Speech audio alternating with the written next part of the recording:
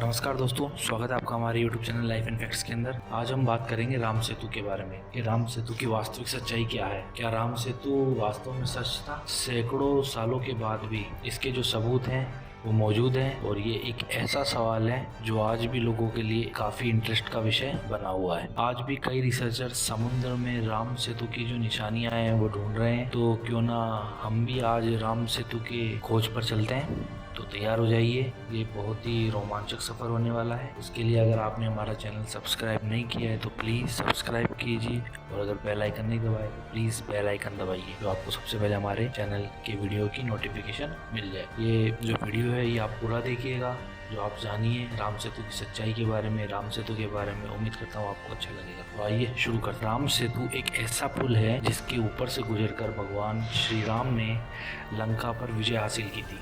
और ये जो राम सेतु है ये हमेशा ही लोगों में काफ़ी विवादास्पद रहा है। कई वैज्ञानिक हैं वो इस बात का सबूत दे चुके हैं कि रामेश्वर के पास समुद्र में राम सेतु के कई निशान पाए गए हैं। रिसर्चर्स ने जो दावा किया है वो ये है कि रामेश्वर से लेकर श्रीलंका के आसपास कई ऐसे पत्थर मौजूद हैं जो लगभग 7000 साल से भी ज़्यादा पुराने हैं और इन्हीं से राम सेतु का निर्माण किया गया हो सकता है। और ये बात और भी ज़्यादा पुख्ता हो जाती है इस बात से। और अगर रामायण के हिसाब से हम राम सेतु की बात करें तो उसका निर्माण रामेश्वर के पास ही किया गया था और ये स्थान है जहाँ पर भगवान श्री राम ने वानर सेना के साथ अपना डेरा बनाया था। और रामायण के अनुसार जो समय है वो भी बिल्कुल वही है।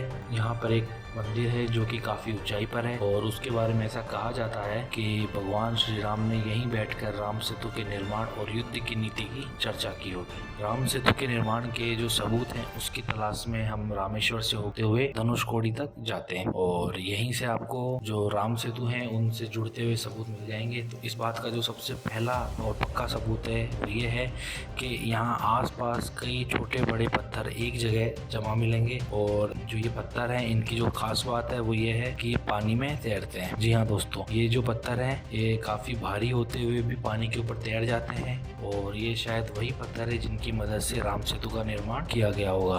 और इस बात के लिए अब हमको धनुषकोडी जाना होगा, जिसके लिए आगे हम सैटेलाइट की पिक्चर्स को देखते हैं। तो अगर आप ध्यान से देखेंगे तो आपको धनुषकोडी से लेकर श्रीलंका के मन्नार तक एक सीधी रेखा दिखेगी। ये जो सीधी रेखा है यही राम सेतु है। और अगर हम गूगल मैप में जाते हैं तो गूगल मैप में भी धनुषकोडी से मन्नार के बीच कई छोटे छोटे द्वीप नजर आते हैं और इन्हें राम सेतु का अवशेष कहा जाता है। और अगर आप मैप को ध्यान से देखेंगे पाएंगे कि धनुषकोडी का एक सिरा है समुद्र के काफी अंदर है और कथाओं में भी इसे राम सेतु पॉइंट कहा। और ऐसा कहा जाता है इस जगह के बारे में कि जब भगवान श्री राम माता सीता के साथ लंका विजय करके लौट रहे थे तब उन्होंने एक तीर से राम सेतु को तोड़ दिया था।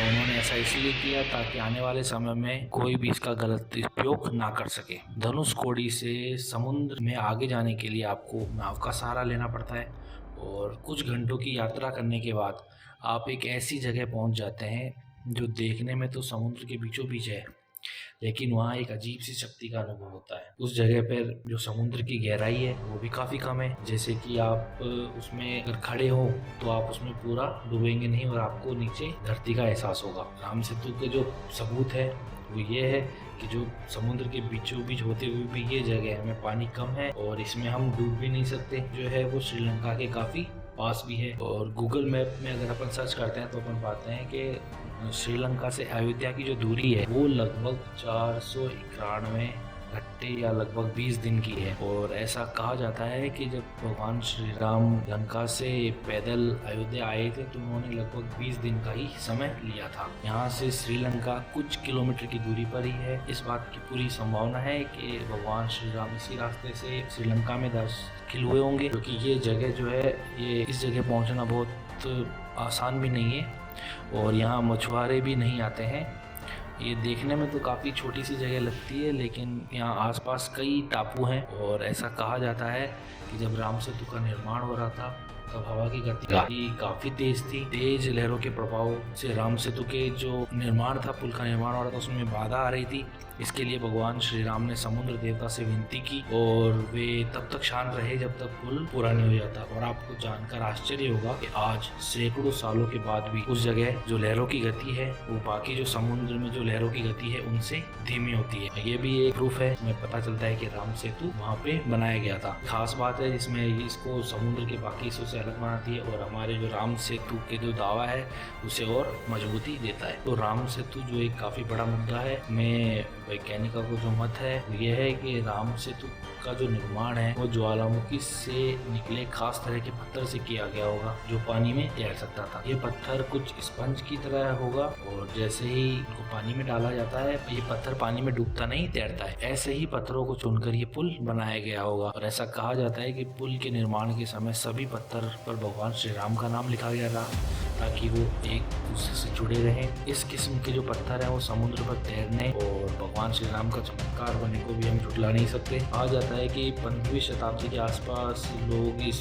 पे चढ़ के रामेश्वर से मन्नार द्वीप तक जाया करते थे, लेकिन तूफान की वजह से ये जो हिस्सा था ये टूट गया और समुद्र के अंदर चला गया। कई इतिहासकार जो है वो ये मानते हैं कि चक्रवात आया था उसके कारण ये है वो टूट गया था। और अब इस तथ्य में कितनी सच्चाई है ये तो नहीं कहा जा सकता, लेकिन हाँ सबूत है कि राम सेतु वाकई था और हमेशा रहे। और जो हमारे जो एक तस्वीर है सैटेलाइट से दिखने वाली, इसमें रिसर्च करने पर पता चलता है कि राम सेतु एक मानव निर्मित पुल है, इसे किसी भी मशीन से नहीं बनाया गया। ये बात लगभग तय है कि राम सेतु हमेशा से था। राम सेतु की जो कुल लंबाई है वो 48 किलोमीटर की है। राम सेतु का जो प्रमाण है वो दिसंबर 1917 में साइंस चैनल पर एक अमेरिकी टीवी शो आया था एनसीएट लैंड ब्रिज। वैज्ञानिक जांच के आधार पर यह कहा था कि भगवान श्री राम के लंका तक सेतु बनाने की जो हिंदू पौराणिक कथा है वो सच हो सकती है। भारत और श्रीलंका के बीच लगभग 50 किलोमीटर की दूरी है और एक लंबी एक रेखा चट्टानों से बनी है और ये चट्टानें लगभग 7000 साल पुरानी है। इस तरह से है कि इसको किसी भी तरह से किसी मशीनों के द्वारा नहीं बनाया गया है। जो ये पुल था वो इंसानों ने ही बनाया है। दोस्तों आज की जो तारीख है इसमें भी राम सेतु काफी ज्यादा चर्चा का विषय बना हुआ है क्योंकि एक नई मूवी आ रही है अक्षय कुमार की राम सेतु। अब उस मूवी में राम सेतु के बारे में कितनी सच्चाई होगी ये तो हमें राम सेतु मूवी देखने के बाद ही पता चलेगा। लेकिन अगर श्रद्धा और भक्ति से अलग हटकर अगर हम सोचें और इस पुल की कल्पना करें तो ये पॉसिबल नहीं है। लेकिन जब बात विश्वास की हो तो जो पत्थर है वो भी पानी में तैर जाता है। राम सेतु जो है वो सेतु है जिसे खोजने की जरूरत है। सही मायनों में राम सेतु की जो सच्चाई है वो सबके सामने उजागर होनी चाहिए। तो क्यों ना इसे पूरी तरीके से उजागर किया जाए और सत्यापित किया जाए कि राम सेतु यहाँ था और हमेशा से रहेगा। जय श्री राम।